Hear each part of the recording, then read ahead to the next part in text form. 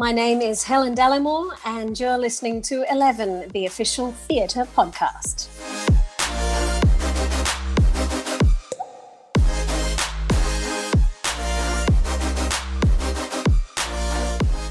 Hello and welcome to 11, the official theatre podcast that brings the biggest stars and creatives together in one place to discuss life in the arts. She's the first lady of theatre in Oz that's become quite the name when it comes to their top-tier acting. The actor, singer and director made history as the first person to star as Glinda in the original West End production of Wicked, alongside Tony winner and OG Green Witch Idina Menzel.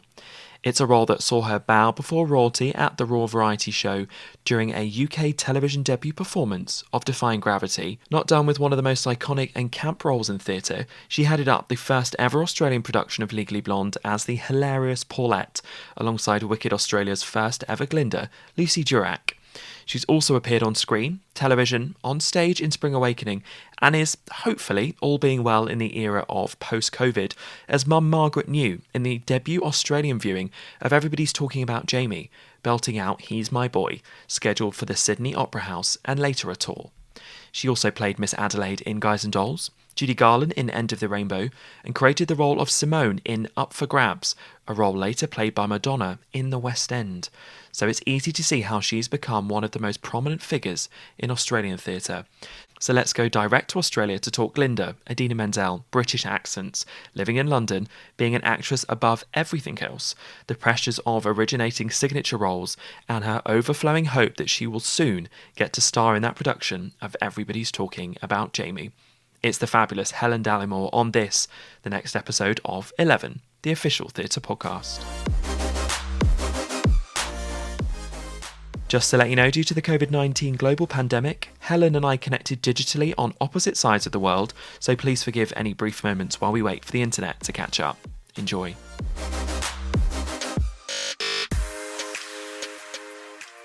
We're going to go all the way to Oz now for the latest episode of 11 and speak to an amazing, amazing theatre star who I'm very fortunate to have on the podcast today. Please help me welcome Helen Dallimore. Hello, Helen. How are you? Hello, I'm very well, thank you. It's so nice to see you. We've been trying to hook up for a long time now, and I'm so glad we finally found the time and opportunity to do this. So thank you so much in advance of being on 11.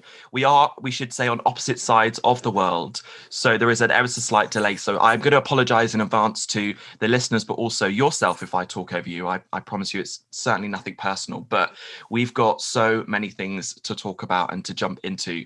So I guess before we talk about this career that you've had, which is incredibly impressive, and I know that you've got some exciting projects coming up, I just want to talk about theatre generally at the moment. So perhaps for people like myself that feel like they're locked in a little bit of a UK-centric bubble, talk to me about, I guess, where you're at in terms of the COVID-19 crisis, specifically referencing theatre. So I guess theatre shows, I'm right in saying, have sort of been happening, but there are a few changes as and when sort of public health requires. Yeah, well, I mean, it's been the worst year any of us have ever known. I mean, actors are used to being out of work, but when everyone's out of work and there's no work at all, it's really grim. I was supposed to be doing Everybody's Talking About Jamie, playing the mum in the Australian tour of that show, Australian premiere of that show. And that was cancelled right sort of in the height of COVID, was when we were supposed to be kicking it off here in Sydney. So that was cancelled, and that would have been, a year's worth of work for me. I think, we're lucky because we're a tiny population in a very large expanse of continent, and we're a long way away from everything else. It's much easier for us to manage, and things have started going back. We had a production of Pippin, which is still running, and Frozen opened. It's suspended now, I think, for a little while, and Shrek. So things are starting to come back, but we had an outbreak in the northern beaches of Sydney a few weeks ago, just before Christmas, and that everyone sort of jumps on it. When we have a little sort of cluster like that, then we go into lockdown, and that affects audiences, obviously. So all the people that might come from there obviously don't go to the theatre, and so then you have empty seats, and it's really impossible for producers to run at such losses. But the vaccine is on the horizon. I know you guys have rolled it out over there, and we've got we've got it coming here, and it'll probably take a long time to get around to everybody, but it does mean that, you know, it feels like there's light at the end of the tunnel, you know. Yeah, absolutely. And you mentioned some theatres opening and obviously the response to the pandemic as and when it's required. Have you guys been performing, I guess, in sort of similar fashion to us here with socially distanced audiences, or has that not been a thing where you are? I think some of the bigger theatres have been operating at about 75% capacity and audiences in masks. I did a show at a really small theatre in Parramatta, a sort of Australian musical, just a four-hander. And it was a perfect COVID show because it was 4 people delivering soliloquies, really, sort of sung soliloquies. There were no scenes. So it worked really well for COVID. We had a set where there were sort of 4 separate rooms, and the audience, like, we didn't sell the first few rows because I think you have to have 4 meters between a singer and the audience, or 4 meters singing distance, speaking distance, I guess.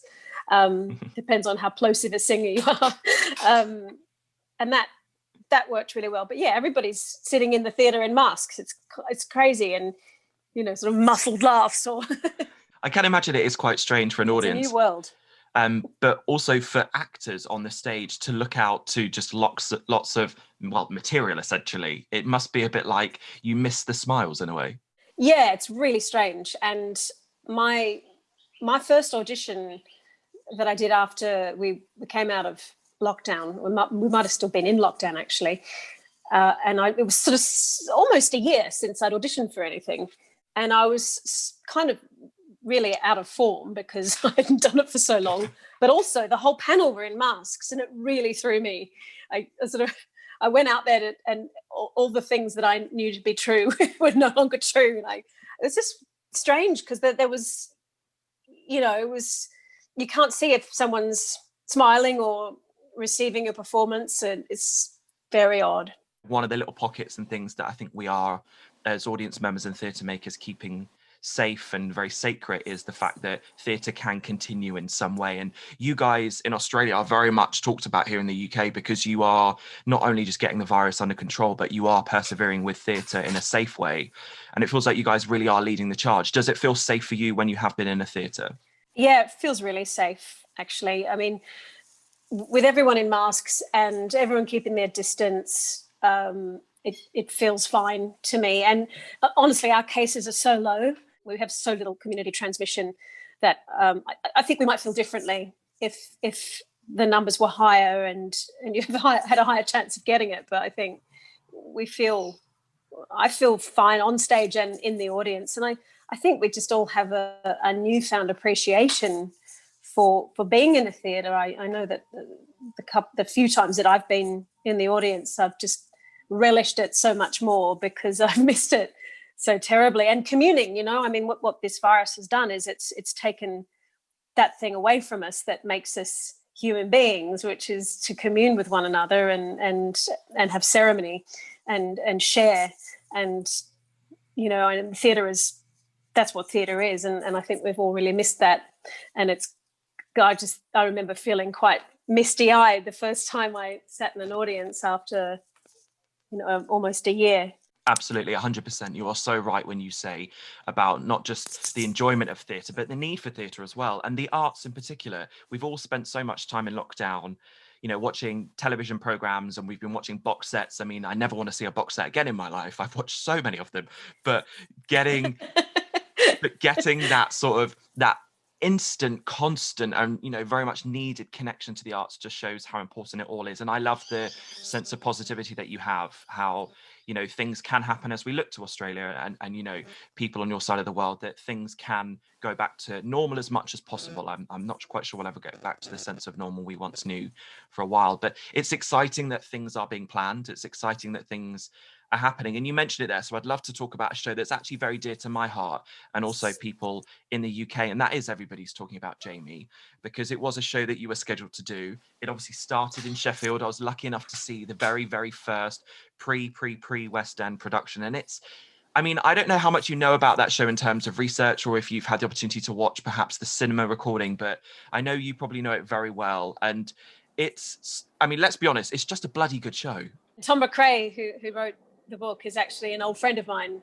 I met him in Wicked Days in London. He's a friend of a friend, so it was kind of delicious to be able to tell him that I was going to be in it. And look, I'm really hoping that it will get back up again. I'm sure the producers are keen to put it on as soon as we can. It's just I'm sure it's only a matter of time. But I love the show. It's a brilliant show. It's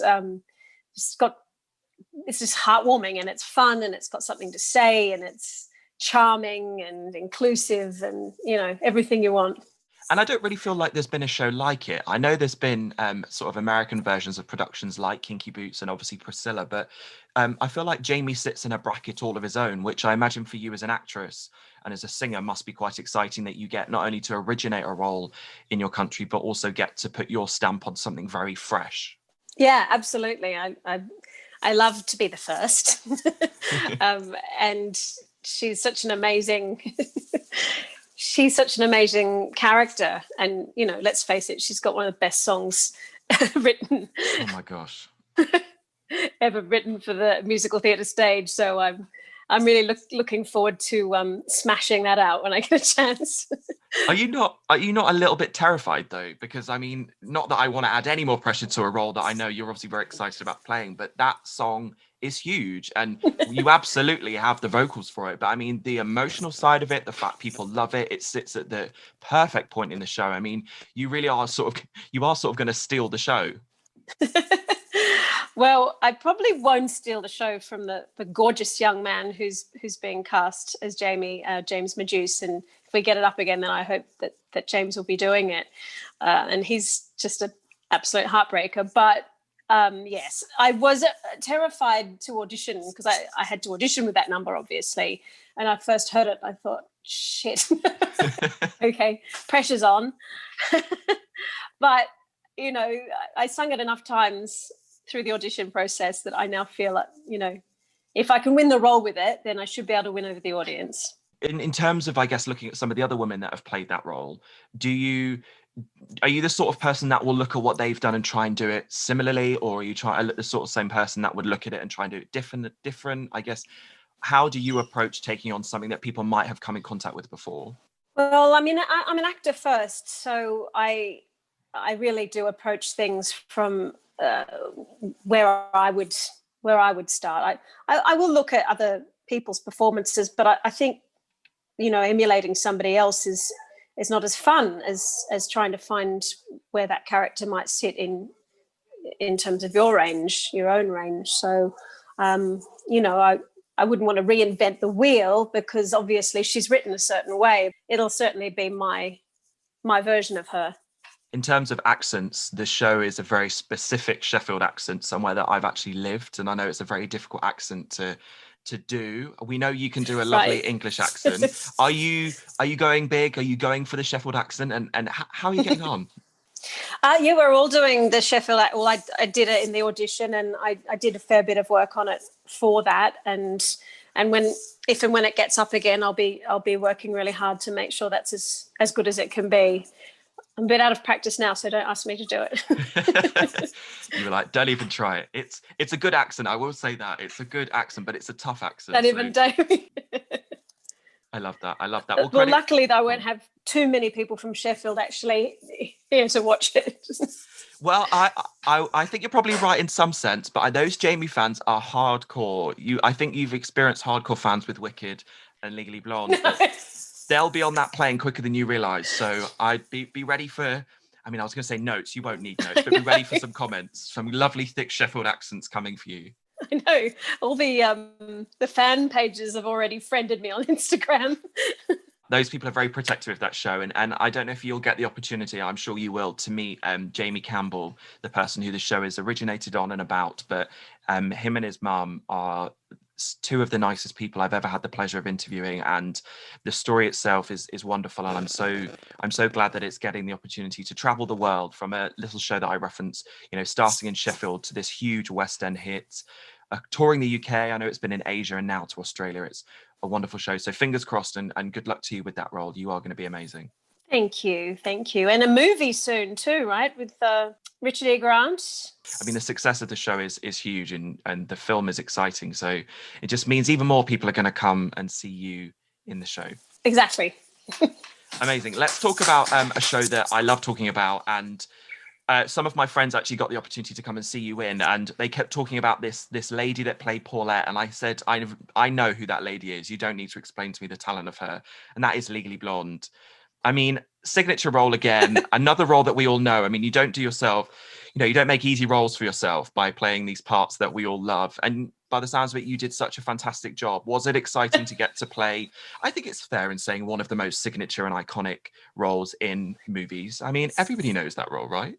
Yes, and I'm a huge fan of the movie too, and a huge fan of her. But yeah, I mean, it's its own thing. She's the musical is so different from the film in a lot of ways, and it was in such a dream role. She's so funny, and she's got such a beautiful heart, and again, a difficult accent, the Boston accent. So that's always fun. Nailing that one. How much rehearsals did you have to do to perfect your bend and snap? Were you pretty good at it to start, or was that a new skill that you acquired for this show? Yeah, the bend was okay. It was more of the snap was a bit more of a challenge. I mean, I've been bending for years, let's face it. Were you a big fan of Pink beforehand? Because there's no escaping Pink during that show. I mean, it's fair to say that, you sort of have to succumb to the world of Paulette and Elle. I mean, are you now sort of, please, on your rider, does it say, please, no mention or use of the colour pink now? Like, I'm sort of over it. No, actually, I love Pink. I've always loved, well, I was a goth when I was a teenager and into my early 20s. So I missed the whole girly Pink phase because all I wore was black for about 10 years. And then I had a late blooming with Pink. You also got to reunite with somebody that I know has played a role that you've also played, and that's Lucy Durack, who was Elle. So it's sort of like a Glinda reunion from opposite sides of the world. What was it like getting to work with her? Because I know that you guys are friends outside of work as well. Well, yeah, I mean, we became good friends doing that show together. We knew each other before that, but we became very close doing that show because obviously those two characters are so close, and we did that show for probably about a year. We did it all over Australia, and she's just the most, honestly, no one will argue with me if I say she's the nicest woman in Australian showbiz. She's just the sweetest, most lovely girl, and we had such fun together, and I now count her as one of my dearest friends. So yeah, she's a proper Glinda. Like she's got the goodness inside of her. I'm the kind of evil Glinda that just wants all the attention for herself. Me too. Is that bad to say? Should we say that? I don't know. Maybe that makes me look bad, but yeah. I think self-knowledge is a wonderful thing. But to be fair, I always think with Wicked and people say like, oh, who would you rather play? I'd always rather play Glinda. Like I've very, very little interest in Elphaba, minus the ability to be able to say I can belt that high. I mean, I can't sing anyway. Who am I kidding? But I would always want to do what you did and play Glinda. Were you the same? Did you ever want to play Elphaba? Was that ever on the horizon? I just didn't want all that green in the pores of my skin. I mean, I'm obviously a Glinda. If I was going to cast me in something, I think you've got to play to your strengths. And, I like you would love to have those big, flashy, showy numbers to sing. But I'm a clown, and I really do get off on making people laugh. So that's always where I gravitate toward. I'm so glad you mentioned being funny, because you are hysterically funny. And I think that's one thing that you could put above anything, is your acting is just hysterical. And that's one thing that you really did make a mark on your performance as Glinda. And that's the one thing I think I remember is, apart from this beautiful English accent that you put on, which I couldn't believe that you were Australian afterwards and had this thick Australian accent. I was like, where did she put that during the show? But the funny isms that you brought to that role really were exceptional. Was it an enjoyable process getting to do something that's very different, I imagine, to what we hear from Kristen on the album? And you are one of the first women after her to get to play it. I know there was a few in the States. Was it an exciting process for you to get to originate, this slightly tweaked new production that Stephen Schwartz has spoken about before and said he's very proud of? Was it fun to get to sort of be the first to explore a slightly newer side of Glinda? Thank you. It was, my English accent comes from living in the UK for half my life. So I grew up in both Oxford and Sydney, and went to school in Oxford, in both primary and secondary school, because my parents are academics, so they would take us over for sabbaticals on a regular occasion. So my accent was born of years of trying to fit in with the good burghers of Oxfordshire. But it was so, and also I think, I mean, it was kind of an extraordinary thing, really, that, and I'm sure that there were a lot of British actresses at the time who really hated me. Here comes this kind of fly-in from Australia who nobody's ever heard of, and gets the big kind of British musical theatre role of the decade. And I think it was in my favour, probably, that the Americans didn't know really one person from another, so they were coming in from the States, and for all they knew I was British. I don't think they even knew I was Australian when I was auditioning. But it was really great to be able to reinvent Glinda and make her British, and kind of figure out what sort of British woman she would be, because the decision was taken to have everybody in British accent except for the wizard, and at the time Elphaba, when it was Idina, and I think now that the Elphabas are British as well. Yeah, because Kerry was British when she did it. So I was, I thought, what's the sort of equivalent to that sorority girl American type? And I thought probably some sort of Sloane Ranger, So it was fun to kind of find out who she was and reinvent her. And, he even changed a couple of lines here and there. Like, instead of fix your hair, I said, well, we should probably say, like British people don't say fix your hair, we'd say do your hair. So we changed that just to make it sound authentic for a British audience. When I look back on it now, with so much time has passed, it's kind of quite an amazing thing, really, that happened to me. When did you first find out that you were sort of sharing a stage with the original Green Girl?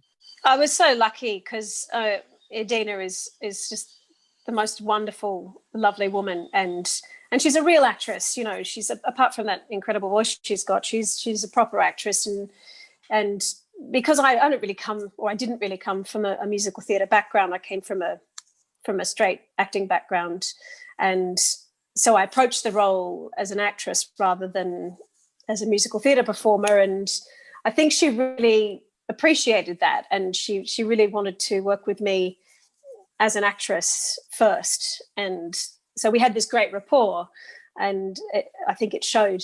The chemistry showed when we were working together on stage. In terms of when you said about the accent, just to step back a question, the album itself is in an American accent, and then you've got Idina in an American accent, and you're perfecting your British accent.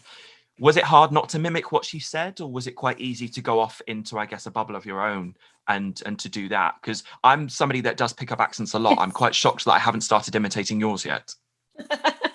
Well, I think I'm imitating yours a little bit, to be honest. Because I've spent so much time in the UK, when I speak to my British relatives, I usually slip into a slightly more British accent, or but I did.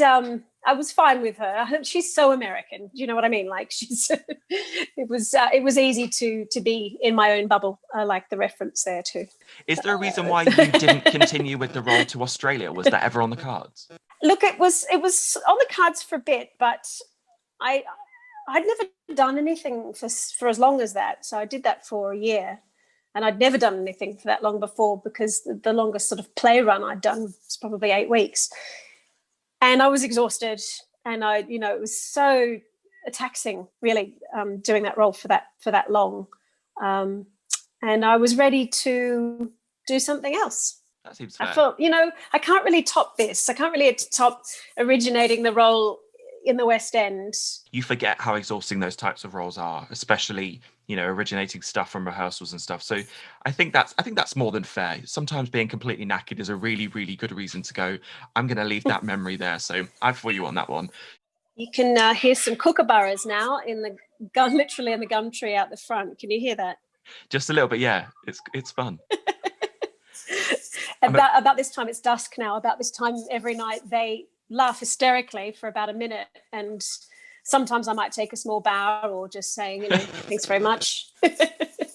There's just a couple more questions that I wanted to ask you. I know that Spring Awakening came to Australia as well, and I'm right in saying that you were part of that as well. Yeah, that great production that started in New York, the sort of the revised production, was such a great version of it. And we did it here, and the Sydney Theatre Company did it. And I got to play the adult women in that, which was a hoot. Beautiful music in that show. Were you sort of familiar with the show before you were part of it? Did you sort of get to feel that hype from when it was in America?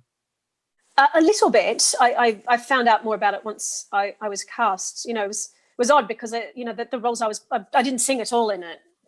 There was no singing for those adult roles, but I think that the director wanted to have somebody who came from a musical theatre world, just to kind of be stylistically in the same place as everybody else. So I enjoyed kind of being there for them in a kind of pastoral, nurturing way. The reason why I asked that question is because some of the shows, or in fact, most of the shows that you've done have these big followings. They're really established, even new work where they have a core fan base of people. And it's like, talk about a rod for your own back. I mean, you sort of hold yourself to a huge high account by not just yourself, I know, but fandoms as well. Do you like that interaction that you get with fans? Because I know some people sort of run very much from it. Do you embrace it? Do you like the stage door vibe? Or are you the sort of person that's actually quite private off stage and you sort of like to slip away? Look, I think that as a performer, you have a responsibility to fans, and particularly people who have waited and want to meet you and have a photo or an autograph or whatever. And I always took that responsibility very seriously when I was in Wicked and did stage door every show, except for matinees, because I needed to rest between shows. But I was always very happy to do that. I mean, I am private and I don't have a fan page, and I don't sort of interact with fans online or anything like that. But I'm always happy for a photo and an autograph if somebody wants it. I think it's the least I can do. That's lovely. And I think so many people appreciate that and have, a real genuine desire just to say thank you. And I love when I see people taking pictures. I love when I see people feeling part of theatre. But when you hear the words thank you, it feels really wholesome. It feels really nice. I agree. In what can sometimes be a thankless profession, like the applause is lovely, but you work really hard, and certainly sometimes it's nice to actually hear that what you've done has had an impact on someone, and a positive impact. There are so many other roles in your career. I mean, your CV is incredibly impressive, and there are lots of other things that I know people will want to ask you questions for, and we might need to leave that for another day. But my sort of final question for you, and actually probably the most important one of this entire conversation, I know that you've been here a few times, so my plea, with want of a better phrase, to you is, please, will you come back to the West End when time allows? Will you come back? Oh, look, I would love to. And, I have a son now. He's about to turn 10. Can you believe it? And so I share custody with his dad. So it makes it hard to move back. His dad and I pretty much need to stay in the same country now. But, I will always come back should the right role come up for a role. And I did that for Into the Woods and a couple of shows. But, you really need to be there to be seen by people and audition. But if somebody wants to cast me in a show, I would be very happy as soon as we're allowed to fly to come over and do one for sure. I feel like your son for his 18th birthday is going to be getting a one-way plane ticket with you to the West End. This is our new home, and he's got some shows to be doing. Yes, you could well be right. Well, that's good parenting, so I'm going to encourage that behaviour. So Helen Dallimore, please do that. Yeah. But just to say thank All you right. so much, for doing this. It's a real pleasure, and it seems sort of slightly disingenuous to keep saying it, but I am a real great big fan of yours, and it's a real sort of pleasure to get the opportunity to go through some of the fantastic performances that you've been lucky enough to deliver to us. So thank you so much for that and for your time today. Thank you so much. It's been an absolute pleasure. Enjoy the rest of your evening and the lovely songbirds that you've got around you. Most importantly, please stay safe, and I look forward to seeing you in a hopeful not so distant future. Yes, stay safe yourself, and we'll see each other on the other side.